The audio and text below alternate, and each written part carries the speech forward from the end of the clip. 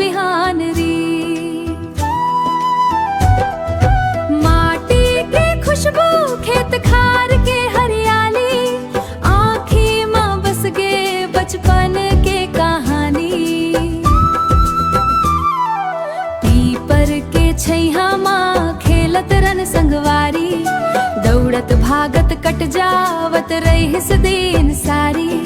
नदी किनारे हंसी ठिठोली ददरिया के तार, आज घलो सुनात माँ बचपन के गान, बचपन के गान। दिल में समाए रही थे गिल्ली डंडा बाटी के, मोर गाँव के सुरताया वह सांझ बिहान री।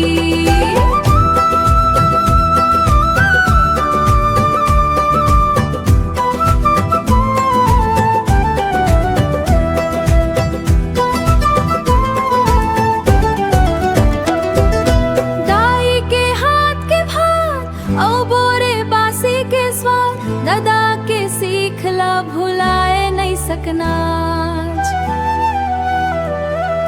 खेत माँ लहरावत धान महकत रहे माटी, ओ दिन ला खोजत फिर थे मोर मनहा साथी।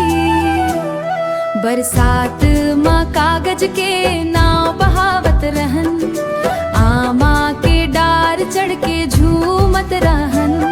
ना चिंता रहिस ना कोई झंझट के बात, मयाऊ अपना पन ले भरपूर इस गाँव के रात। मयाऊ अपना पन ले भरपूर इस गाँव के रात। दूर शहर माँ रैथन अब फिर मन गाँव में खो जाथे, मोर माटी के सुरतायावत आँखी भर भर आंसू आथे।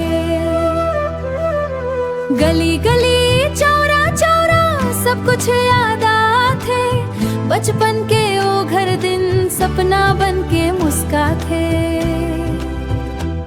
मोर गाँव मोर माटी मोर जिंदगी के पहचान,